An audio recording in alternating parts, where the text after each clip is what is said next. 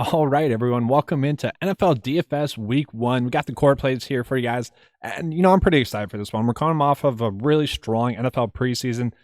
Sorry if you guys missed out on that. I tried telling as much people as possible that it was going to be a strong preseason, and that's exactly what it was. Lots of fun there. But we move on to NFL DFS Week 1, which I'm looking forward to. Why? Well, there's a lot of soft price in here, so we can take advantage of some, great players in some great spots. Expect, really, your lineups to score a lot of points. You're probably going to need to score like 160 in cash, to cash in this one, just due to the soft pricing. But once again, it's Week 1. We don't exactly know what's going on. So that being said, some of the data that you're going to see in this is going to be from last year because, well, we just don't have the data from this season yet. And I'm always one of those guys that say, hey, we really don't know anything in NFL until we see it Week 1 wise. So, take the stats that you're going to see with a grain of salt, although these players I'm going to mention are both going to be safe plays, but they also are going to be high upside plays, which is why they're going to be core plays for me. That's how I always like to have core plays. They have that nice safe floor, but they also present that great upside for you. So we're going to start off here with the cover boy this week, Calvin Ridley. And just so you guys know, all the tools that you see here on this video are going to be available for you guys on 9to5sports.com with your $10 membership to NFL DFS. So included in there. So we got you covered. So Calvin Ridley, let's just look at it. So he did average, 20 DK points. And right now I got him projected to score, 19.7, right around his average, which I'm good with. And we can see he's finished the season great there in the game log, but he's going against the Philadelphia Eagles, who last year they gave up the 8th most fantasy points to opposing receivers.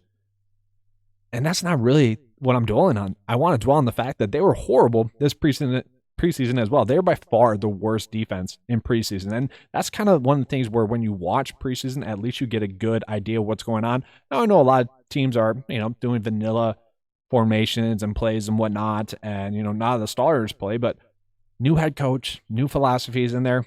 It just wasn't meshing well so far for the Eagles.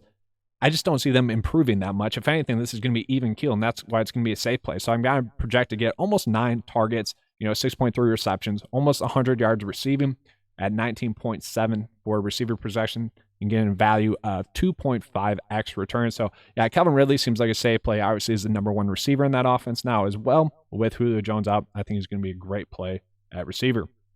Now we move on into a couple of the running backs in this one. I really do like Alvin Kamara. Really just without Michael Thomas, he was absolutely just a stud. Obviously, Michael Thomas is not there, although Marquez Callaway, pretty much the same thing, a guy I'll mention here in a little bit. That's neither here. Well, that's going to be there later, but right now, let's focus on Kamara. He's going to be a solid play. Callaway's a stud.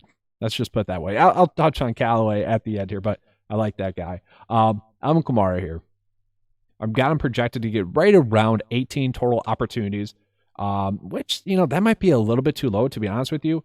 Once again, just going back to the fact that Michael Thomas is not going to be there. They're not going to be force-feeding Michael Thomas targets, which means they're probably going to be force-feeding Alvin Kamara targets, and especially the fact that we get Jameis Winston at quarterback instead of Tyson Hill. That's going to be highly appealing.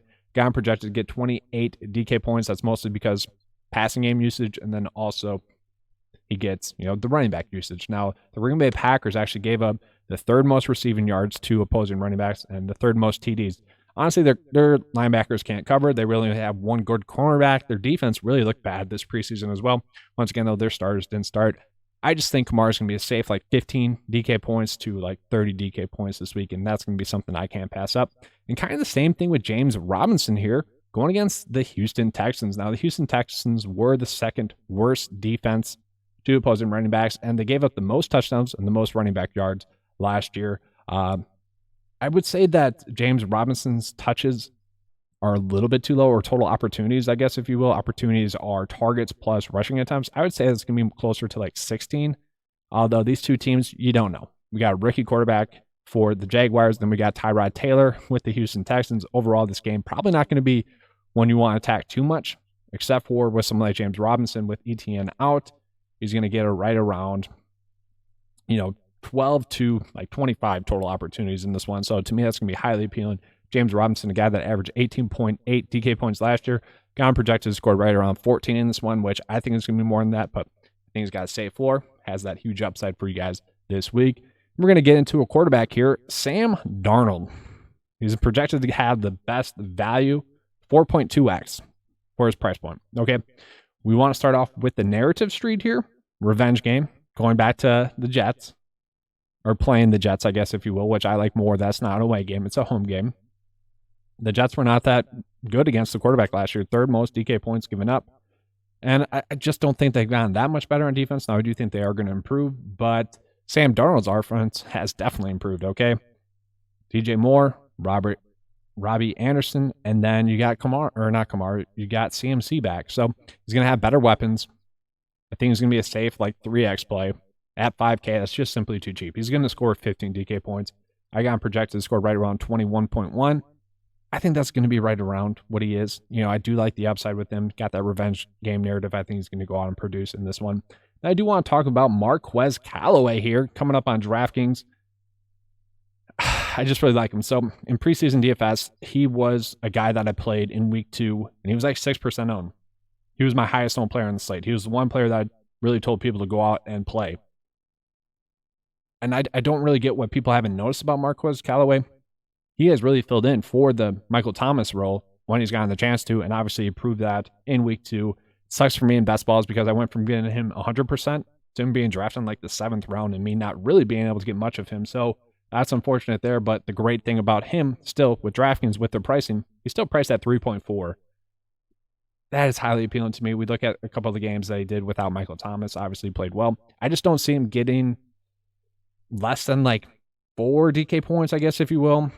The matchup with Jari Alexander could be something that you worry about, but overall, the price point here and really the ceiling is highly appealing here with Marquez Callaway. I do see him getting right around 4 catches, maybe for 40 yards or so. Just going to be a solid, safe play. It also has the upside if he goes out and scores a touchdown. But that's all I have for you guys for this one. I will say the Falcons defense is going to be appealing to me as well. You know, min price, I don't think that they're going to go negative at all, which is kind of something I always look for when really trying to find a value defense. But if you guys enjoyed this video, please give me a like and subscribe. If you guys want to join 9 to 5 Nation, you can. $10 a month. You get a lineup optimizer, you get the write-up, and you get to use all the tools that you just saw on this video. But that's all I have for you guys. Let's have a good week. And as always, let's keep cashing.